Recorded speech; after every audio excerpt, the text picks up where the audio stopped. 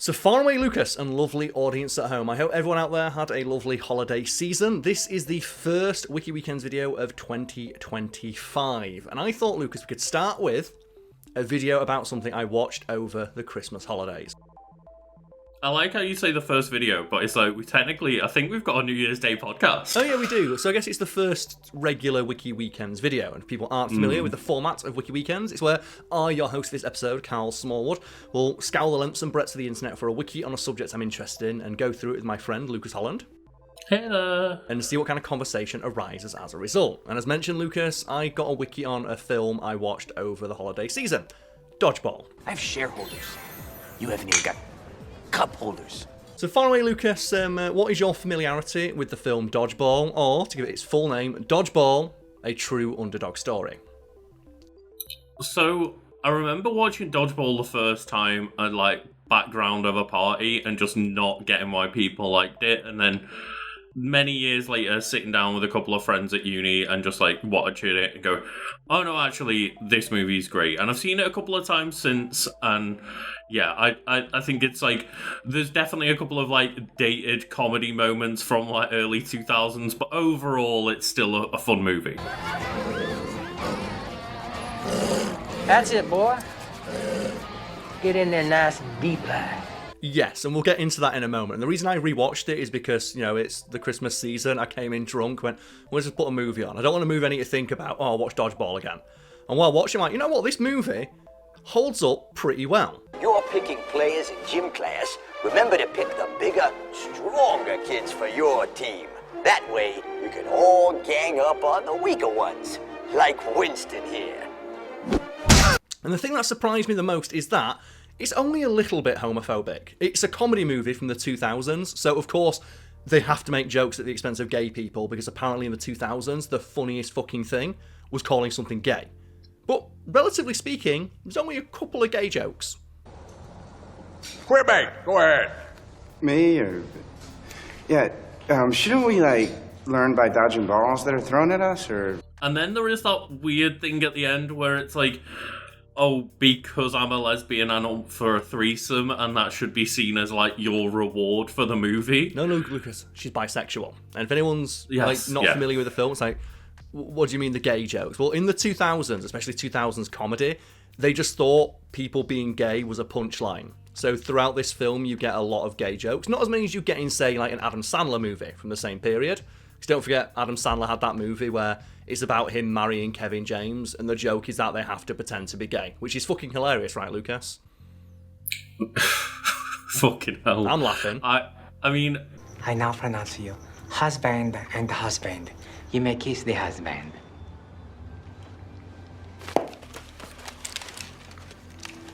I think it derives from Community, right? Where Chang just shouts gay.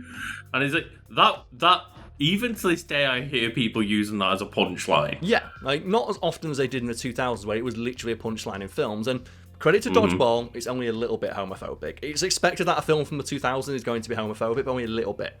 And as you mentioned, they repeatedly joke about the character who is a woman who is good at sports, is a lesbian, and the reveal at the end is she's not a lesbian, she's bisexual. And, it's a bit progressive in its homophobia, because it actually has a bi character in it, but then it's kind of like a stereotype about bi people that she's willing to sleep with anyone, including Vince Vaughn, even though she's already in a relationship. And as you mentioned, she is the reward for Vince Vaughn for being good at sports is a threesome. I told you she was a lesbian. Wow. Good call. Yeah, and again, this is all very early noughties comedy coded. It was the style at the time. It right? was, yes. And as mentioned, it's not as much as you'd find in another film. That's the thing that surprised me, because I was going into it okay, how dated is this humour going to be? And for the most part, it's pretty good. And a lot of the humour derives from the physical performances of the actors in the film. Right? Especially Justin Long, who presumably at some point during production they realise is really funny when he gets hurt.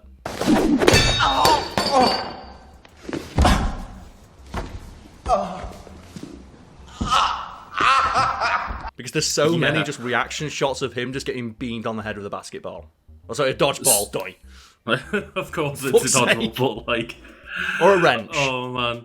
Just speaking of, like, early noughties choices, Justin Long being one of your main characters, right? It is indeed, yes. Well, Lucas, let's get us all on the same page now, specifically this Wikipedia page. So, Dodgeball, a true underdog story, is a 2004 sports comedy film written and directed by Rawson Marshall Thurber, starring Vince Vaughn, Ben Stiller, Christine Taylor, and Rip Torn. And rip in peace to Rip Torn, a.k.a. Patches O'Houlihan, and Zed from the Men in Black series. Oh, yes, of course. That's what else I know him from. Yeah, and that's the thing I'll give the film credit for. That it does have... There is some gay jokes in there, but most of the gay jokes are from the character who is portrayed as being an abrasive arsehole, Patches O'Houlihan. And he's portrayed as being, like, from a different time. Like the 50s, where they spoke a bit more... let's say, be diplomatic here, harshly. Is it necessary for me to drink my own urine? Probably not. No. But I do it anyway because it's sterile and I like the taste. Okay. Yeah, and, like, at very least, the movie, like, the good guys in the movie accept people as they come. Like, Yes. They're all a group of misfits and there's no real judgments. Which is why it's so weird that the film has homophobic jokes on behalf of the characters. They're super extended to everybody, except for gay people. If you're gay, you've got to have people who've got to joke about it, and it's like it's so weird to watch. Where the premise of the film is that average Joe's gym is welcoming to everybody, and then it's just full of fucking gay jokes. It's like, okay, And it's like they'll accept Alan Tudyk is a pirate, just full out. but That's fine. But the moment a woman like showcases any sort of physical capability beyond that of a man, she's immediately written off as a lesbian. I'm Peter LaFleur, owner and operator of Average Joe's Gym. And I'm here to tell you, you're perfect just the way you are. But I will say, other than that aspect to it, fair play for them to, like, actually put a woman in a role. And it's like, no, women can be good at sports, and there isn't much of a joke around that other than, like, oh, maybe she's a lesbian. Yeah, but it's weird how like nearly enough every character in the film makes that exact same joke. Yes, yeah, it's very weird. It's very weird. It's but the one aspect that aged poorly. And Joe, one thing that hasn't aged poorly, though, Ben Stiller's fucking performance. Because he was carrying that movie on his broad, rippling shoulders. Because he got so fucking in shape to play White Goodman. Oh, yeah. Oh, now you're my bitch.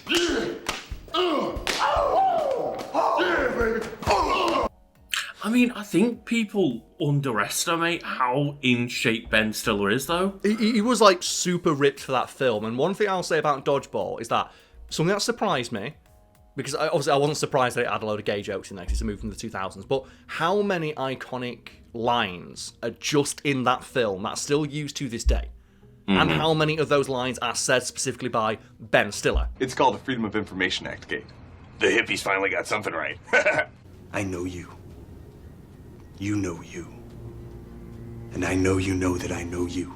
You've caught the scent of a lesser stag in your nostril. Ball me, Blazer. Nobody makes me bleed my own blood. Nobody!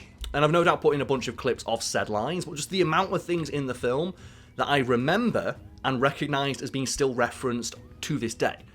Like Ben Stiller, like when he gets knocked on his ass, and he's like, "Nobody makes me bleed my own blood. Nobody!" It's like, that's still used to this day. People still quote that. And it's a movie from 21 years ago, because we're recording this, this is going out in 2025. Right? Yeah, and I will say there's one that isn't Ben Stiller, but just one that I do find myself using relatively often is like, oh, that's a bold strategy, Cotton. Yeah, that's the thing. So almost everything. It's Jason Bateman. Yeah. And yeah. I think Jason Bateman, that's the only role I've ever seen him not play Jason Bateman. It's such a weird casting choice, because that's not the kind of character he would normally play. And he's never played that kind of character since. And almost every line he has is solid fucking gold. Like, that's a bold strategy, Cotton. Or even just like, the random lines that you don't focus in on. Turning average Joes into the proverbial pumpkin. I sure do like pumpkins, Cotton. For example, like when he just puts the blindfold on and says, he will not be able to see with that one, Cotton. And it's just, why is it so good? But we continue here. The film follows a group of unlikely misfits who enter a Las Vegas dodgeball tournament in the hopes of winning $50,000 to save their cherished local gym from being taken over by corporate health fitness chain Globo Gym. And the Globo Gym ads are all fantastic. Everything to do with Globo Gym is hilarious. Here at Globo Gym, we understand that ugliness and fatness are genetic disorders, much like baldness or necrophilia. Lucas, like, do you have any favourite moments from the film? Because, as I mentioned, some of the jokes don't land when viewed through a modern lens, but it is important, as we've discussed, to view things through the lens of the people at the time, so we can understand that the early 2000s were a different time in regards to comedy. But the physical performances, oh fuck's sake, the physical performances are top notch and still hold up, and I will always single out just the extra who gets hit by the dodgeball thrown by Fran, Russian last name. Do you know the one where it's like, she's the deadliest woman in the world of a dodgeball, and it's just, whoa, and that guy eats shit so hard. Do you mean the one in the bar? Yeah, he takes the hit so hard, and it's like, it's the bit that always gets me, like, I think that dude's dead. I think that guy might really be dead.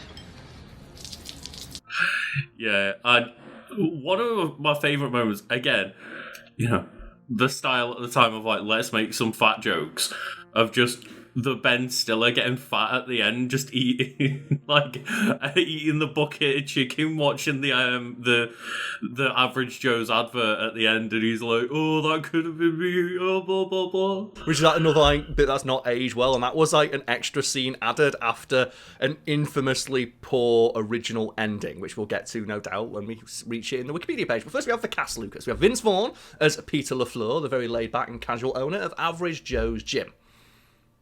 And there's not much to say about his performance. He's Vince Vaughn. He's Vince Vaughn. He's Vince Vaughn in it all. He is. Yeah. Then we have Ben Stiller as White Goodman, the arrogant owner of Globo Gym, and he steals every scene he's in.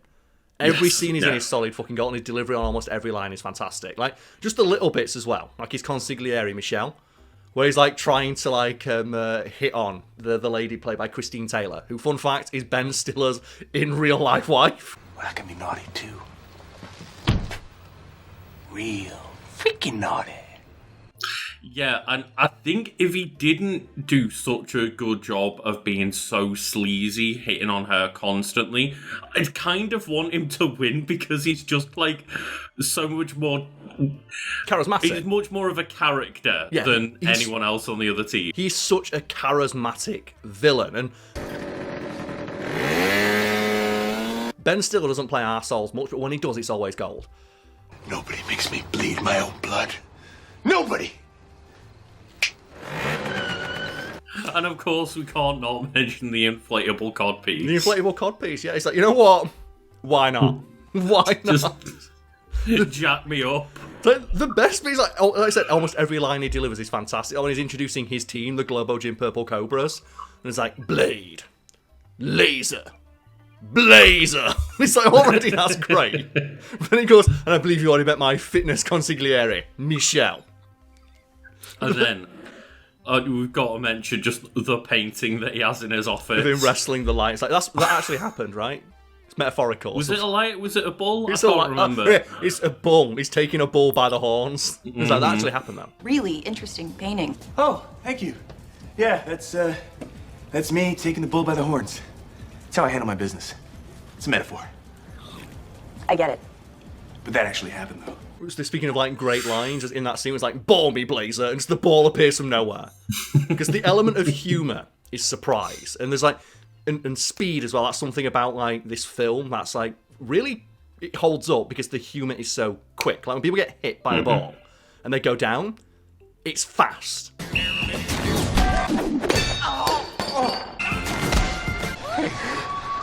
Hey.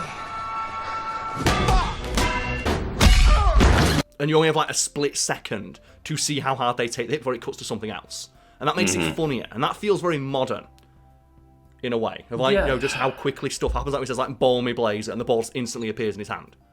It's fast, it's elevated in a way that's slightly unrealistic, but that makes it funnier. Yeah, the movie does live on like an 11 out of 10, where just everything's slightly over, like, just what is expected of a realistic film. Yes, and we'll keep going through the actors and actresses now. Christine Taylor as Kate Viach, a very athletic real estate agent and tax lawyer who is assigned to the bank to sort out the finances of Average Joe's Gym. Rip Torn as Patches O'Houlihan, a retired 7-time ADAA Dodgeball All-Star. And that's where you get the other great lines. He's also played by Hank Azaria as a younger version. That's where you get the dip, dive, duck, dodge, and dodge. Nice one, son. You'll be an all-star yet. Alan Tudyk as Steve the Pirate. And for the longest time, whenever I saw Alan Tudyk in anything else, I was like, oh, that's the pirate guy. It's Steve the Pirate, yeah. It's gotten to the point now where Alan Tudyk is in just everything to ever exist, especially Disney, that, like, I can't not just see him as that, but for the longest time I was like, oh, he's the pirate, It's Steve the Pirate. Your best player thinks he's a pirate. Oh, hey! That's it! Okay, whoa. Okay, first of all, he is way more of a pirate than you will ever be. We also have Justin Long as Justin Redman, a high school student and regular customer at Average Joe's. And you know what I like? That, well, what is he trying to get in shape to do? He wants to be a cheerleader. Mm-hmm. And it's only played for a laugh once, where it's Vince Vaughn. And this is one of the things that's like, it's quite progressive, considering the film is a little bit homophobic, where Vince Vaughn, he thinks about making a joke about it, and then he bites his tongue. And he says, you know what? If that works for you, that works for you. Or something to that effect. And I'll give them credit for that. Because they could have so easily made him a walking stereotype, right? Or have people joke about the fact he wants to do something that's stereotypically feminine. And instead, like, most people just accept that. What? Nothing, just high school's changed a little bit since I was a kid. Yeah, exactly. That goes back to what I was saying earlier, right? Of like, that for the most part, they're pretty accepting as a group of just, well, we're all just a bit weird. Yeah. But, and obviously that is played as something that is a little bit strange, even though I don't think it is. But, like, at the end of the day, I think he does get the girl, right? He gets the girl, yeah. And that reminds me, I think it's Bring It On, which is the comedy film about cheerleading, where they have, like, the guys who become cheerleaders in that, and they have the usual jokes you'd expect of, like, the football players are making fun of them. And then the football players walk past them practicing for cheerleading practice, and it's just them surrounded by stacked women, helping them stretch. And, like, one of the football players goes, shall we join the cheerleading team? Yeah, even a little harder. Yeah, that feels good. Maybe we should join the squad. Push. Oh, yeah. Really reminds me of, like, one of my own personal experiences where for context, you know, I went to high school in an all-boys school. And then for college, it was like, oh, well, you know, our all-boys school takes in, like, a few women for, like, college, and the same happened in the all-girls school with men. So, like, I decided to go to the all-girls school because everyone in my school was a prick. Yep. And then I got called gay for going over to the school full of women. Well, there's a Simpsons joke for everything, and it's like when Nelson kisses Lisa, and it's like, you kissed a girl, that's so gay. It's like, there is nothing more fragile than a man's ego. Oh, man! You kissed a girl! That is so gay! I was in a place where just, you know, say for example, like my year of students, there was about 15 women to every one guy, and I'm like, yeah, this feels really gay of me. Yeah, it feels a bit gay, that, Lucas, that you're just surrounded by women your age. We've never seen a guy before. Anyway, the cast continues with Stephen Root as Gordon Pibb, who's like low-key the standout star of the movie. Like, he's the reason why the plot can happen. And Stephen Root is a fantastic actor. He doesn't often get much play because he usually plays like cowardly weak characters. For example, he's the voice of Bill Dotrey on King of the Hill. But he does have like the moment where he gets angry and just like stomps an entire team in one go. He gets like the overkill. He gets like the quad kill. He's doing it, man. He gets the entire feed. It's great.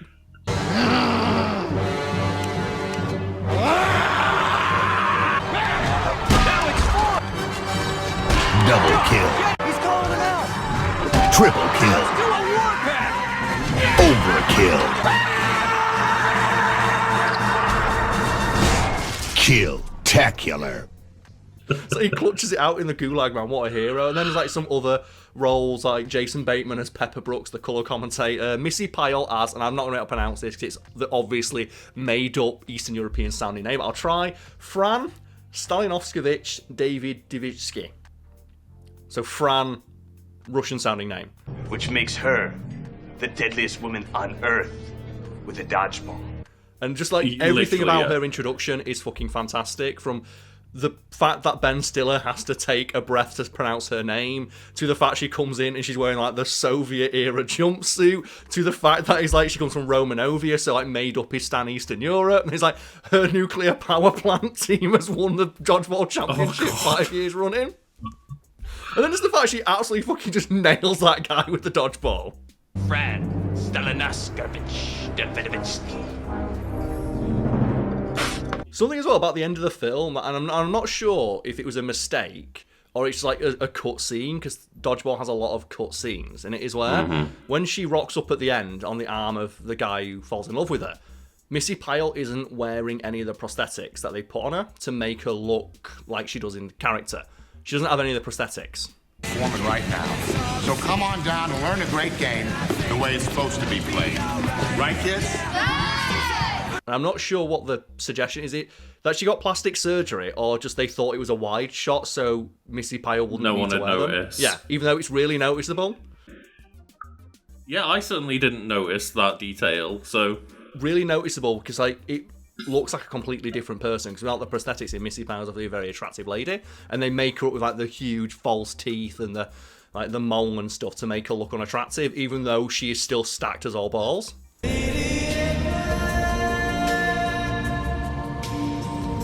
In her home country of Romanovia. yeah, and I guess that is one of those where it's like, we need to do a quick reshoot, you're in the wide, no one will care. No one will care, even though it's noticeable because they make her up to look so distinct. Either way, I just noticed that one my rewatch. I went, oh, Missy Pyle's not wearing her prosthetics for this scene. They probably forgot. They probably thought no one had noticed, and I'm here watching it on Disney Plus of like, I noticed. That's a detail I've never noticed, so they've got away with it enough. Yep, and then we have some cameo appearances, Lucas, and they include William Shatner as the Dodgeball Chancellor. The tournament committee can overturn the chancellor's decision, that's you, sir, by a 2/3 vote. Oh, well, he's right. What? He's right. Yes, it's a bylaw. It's a bylaw. Chuck Norris as himself, which aged poorly, right? Just not. I mean, both of those did right. Their fate hangs on the thumb of our final judge. Thumbs up, average Joes can play. This dear poppycock, you can let them do that? Thank you, Chuck Norris. It's just because like Chuck Norris jokes were a thing in the 2000s, they're not really anymore. And you know what? One day we'll cover that on Wiki Weekends because it's interesting. Fun fact: Chuck Norris jokes originally started about Vin Diesel. Oh right. Yeah, the original thread on like E-Bombs World or something that started the Chuck Norris like facts thing was about Vin Diesel, but no one gave a fuck about Vin Diesel. That's the thing, is I remember not knowing who Chuck Norris was, other than being a punchline of just Chuck Norris. I'll set him straight. Straighter than Chuck Norris.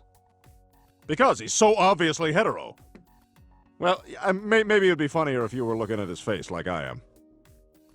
Yeah, he's like super badass and no one can beat him up. And I knew him because I like action movies. Like, man, he's in all those terrible action movies where he just shoots machine guns and doesn't do anything cool. He was an action star from before our times. So to me, I was like, he was an internet joke before I knew he was a movie star. He does, though, have some incredible cheesy one-liners that often get overlooked. When people think of like action movie one-liners, they always think like Arnold Schwarzenegger, of like I'll be back or anything like that. But Chuck Norris had some good ones because they're so terrible. Like, I'm going to hit you with so many rights, you're going to beg for a left. If you come back in here, I'm going to hit you with so many rights, you're going to beg for a left. Oh, yeah. Right, and do you have any like favourite lesser-known one-liners, Lucas, since we mentioned like, you know, quotes from Dodgeball and stuff like that? Oh, God.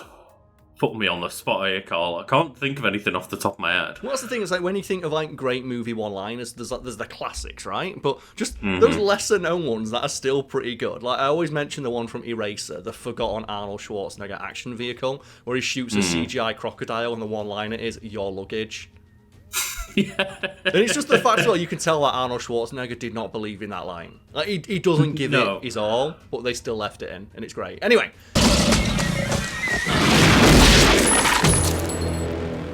Your luggage. We move on. The other cameo appearances include David Hasselhoff as himself as the guy who runs the German team. And that bit's great because they have like them praying to the statue of Hasselhoff, which is already a great joke. Some people don't know the origins of that joke. David Hasselhoff is massive in Germany.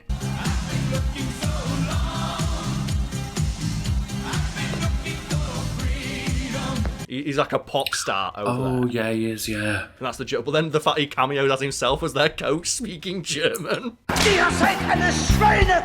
Ihr habt Schande über unser Haus gebracht! Loser! I mean, obviously, he's also popular in America. Like, he's literally the Hoff, you know what I mean? But he was weirdly massive in Germany. He had like a huge pop career over there. Mm-hmm. And then we have one final appearance from Lance Armstrong, who gives him the pep talk about never giving up. Oh, you do it, Lance. You do all those drugs. Yeah, the thing is, though, it's a great joke, but I don't know if it ages poorly or not, because Lance Armstrong didn't give up. Even when there was overwhelming evidence that he cheated super hard, he still refused to give up and kept insisting that, no, it was legit. It's if a person never quit when the going got tough, they wouldn't have anything to regret for the rest of their life. But good luck to you, Peter. I'm sure this decision won't haunt you forever.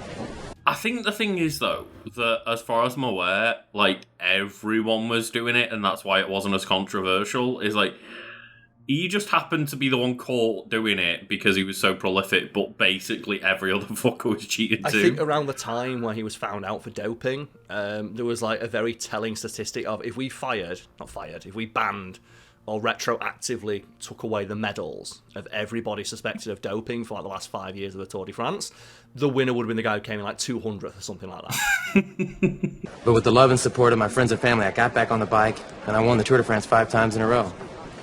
But I'm sure you have a good reason to quit. Because something that happens a lot in sport, which is kind of addressed in Dodgeball, is that if something is not specifically against the rules, people will basically try and get as close to a knuckle as they can to give themselves the biggest advantage possible.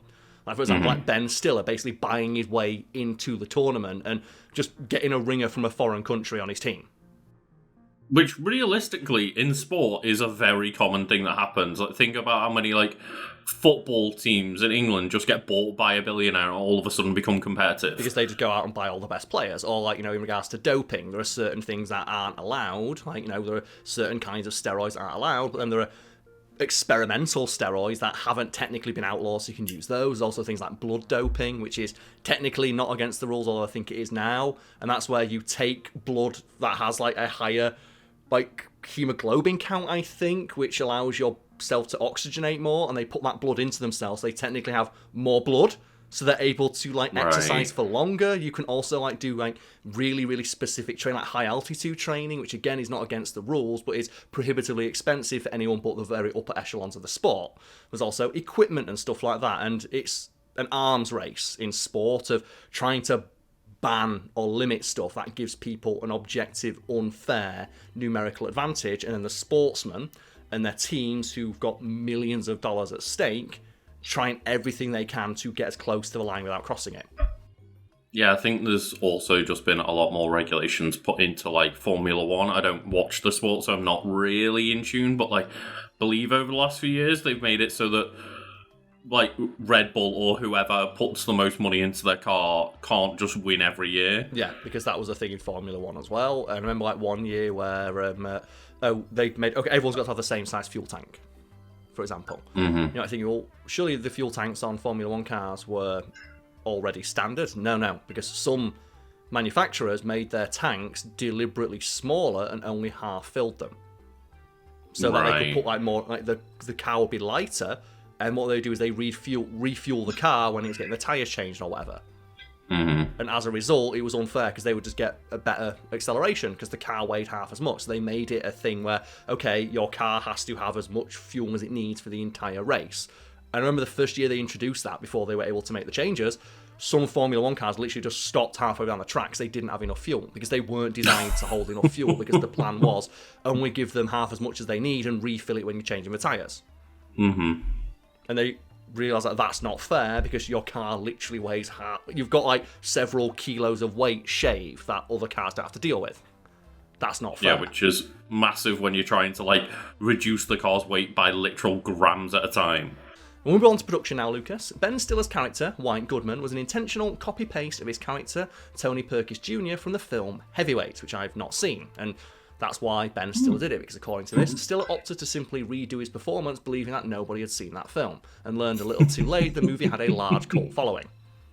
So I'll put some examples on screen right now, because I'm not familiar with that film, because even Ben Stiller himself's like, no fucker saw it, so I'll just do what I did in that film again. You have failed, and you will pay! Tomorrow morning at 0600, everyone who has not met their weight loss goal will join me on a 20-mile hike. What? Pack light, boys. The party's over. Yeah, fair play. I mean, That's something I've never heard of before. It's like, I'm just going to be the same character because no one's ever seen this movie. And you know what? That's the beauty of Wiki Weekends, because we learn something new. And something that people probably do know about Dodgeball is, when the film was first screened to test audiences, the original ending had Average Joes lose to Globo Gym in the final match. And that was supposed to be the joke. Like, it's literally the title of the film, a true underdog story. And that was going to be the joke of, like, there's countless sports films out there. It's like the ragtag underdogs somehow beat the team that has all the resources, training, and skills, right? Like Mighty Ducks. Somehow the Mighty Ducks won, yeah. Even though the other team is better trained, better equipped, and has been playing the sport for longer. The Karate Kid. Like, Johnny Lawrence is the fucking Karate Kid. He's been doing karate, 14 fucking years straight. And some little dipshit comes in and learns how to wash a car and beats him in an afternoon. So the idea for the film was that we're going to intentionally lampoon that and have all the tropes of that kind of movie, and then Globo Gym just fucking stomp their ass in the last match because Globo Gym are better.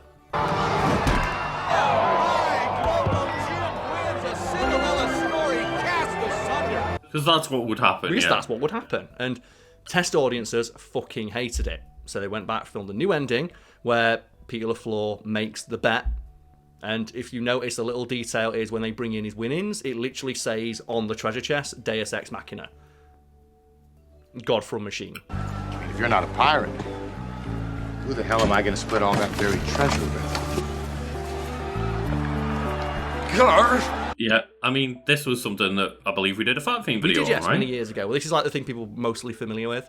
Like the deleted scene where they're supposed to lose. And it's one of those, like, urban legends almost, where people don't believe that that was the original ending because it's so much of a downer ending because the film leans so hard into the usual tropes of this kind of movie.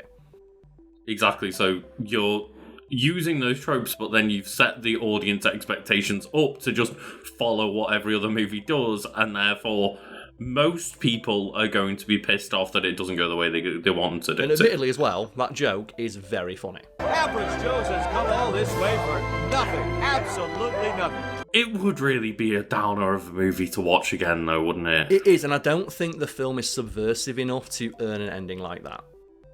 But I think that's the point, is that it was setting you up for the plot twist. Yeah, I can see the reasoning behind it, but I ultimately think just... Again, the film doesn't earn a downer ending. It's not subversive enough in its other elements. Like, it's not parodying the elements of that kind of movie enough. It is largely just taking those tropes and putting its own jokes on them. If you can dodge a wrench, you can dodge a ball. What? And there are elements of them satirising that kind of thing, like with the training montage, for example, of just they're getting hit by cars for 5 minutes. But for the most part, I'd say it's very formulaic, very by the numbers. So I do think it's like it would have worked in the sense of, like, I know that they were doing that on purpose to set yourself up for, as I say, that like plot twist moment of it didn't go the way you thought. But yeah, as you say, they did it in such a specific way that like it would have just been a bit of a downer. And it's to the point as well where it's literally the moment like Ben Stiller nails Vince Vaughn with the ball, he just cuts to black. That's how abrupt the ending is. And that's, again, very funny, because it's like, you know, that is pulling the rug out from the audience, but I don't think the film earned that ending.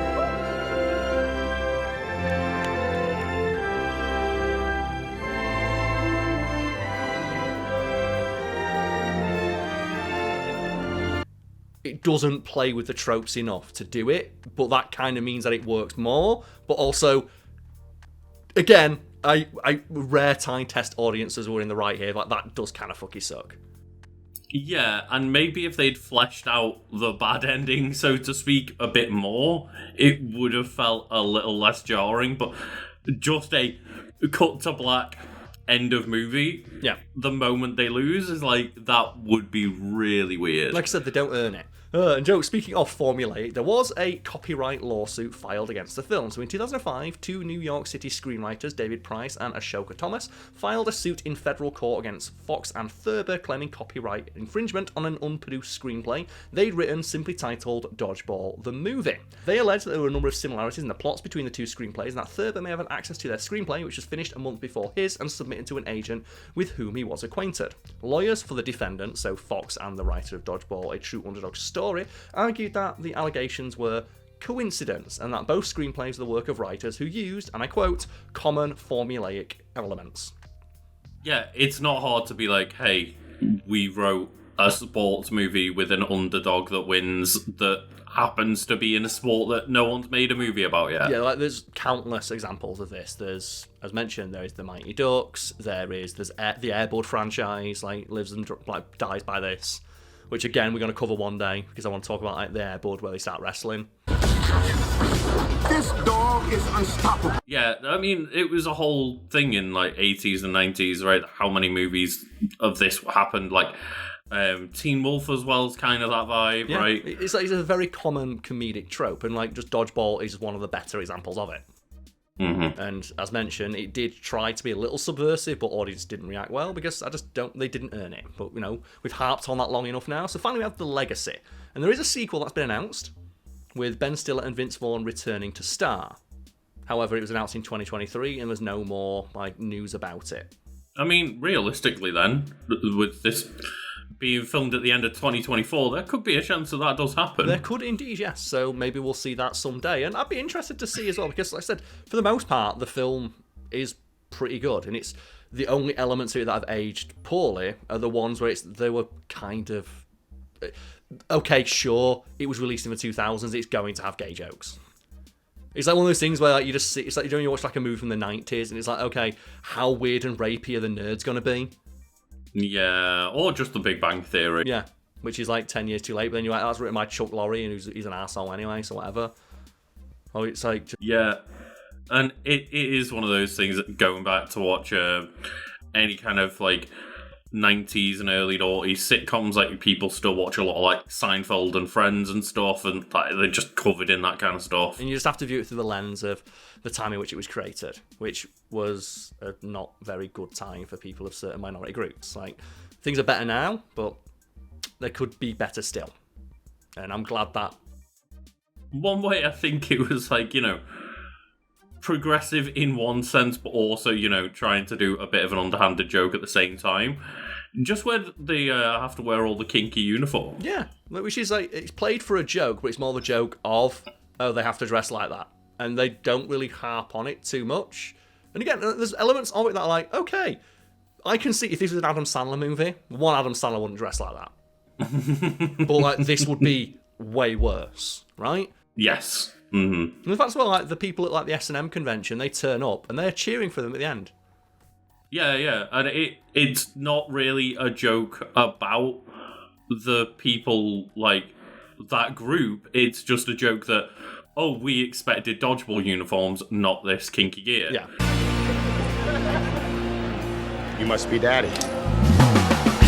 Really trying to necessarily shame the people that ordered that gear. So, they, you know, there are elements where it's like, you can clearly see they were trying, but also being a bit lazy at the same time. It's like I said, most of the homophobic jokes do come from Patches O'Houlihan, who is like displays he's an abrasive dickhead from a different time. But then when you have them repeated by like Vince Vaughn and all the supposed good guys from Average Joe's, the place where everyone is welcome, every time they see a woman excelling, like, she's got to be a lesbian. Like, yeah, could you not just be good at sport? If we do get the sequel, I need Jason Bateman back as well. It's the only role he's ever given any shit about. I don't know why. But anyway, that's Dodgeball. If anyone would like to continue the conversation had in this video or share any of their favourite quotes, they can do so on the Discord, found link below, and the comment section if they so wish. This is, as mentioned, the first Wiki Weekends video of 2025. We're planning on releasing many, many more. Like, we don't really have many plans for 2025, do we, Lucas? Besides, we want to keep making Wiki Weekends and seeing the idea through.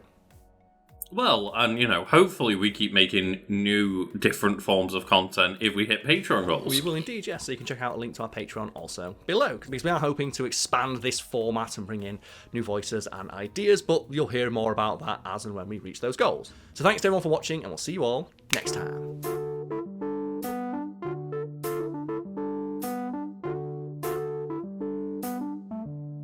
We interrupt this program to bring you a special report. Thank you to everyone that is still watching this video. We would like to end by just shouting out the people on the highest tier of our Patreon. Yes, that level of support is very much appreciated, and as a result, we would like to specifically shout out the following people. So shout out to Be of Awesome. Say the line, Bart! Be of Awesome. And one, Dan Daly. Well, pay the man. Dan Daly. We love you! Shut up, baby, I know it. And of course, Lam de Llama. They'll cheer for anything. Watch. And of course, Lam de Llama. And we do apologise for any mistakes in pronunciation there. If we did make a mistake, please let us know on Patreon or over on our Discord, both of which you can find linked below. Thanks again for your support, and I hope to see you all next time. Cheers.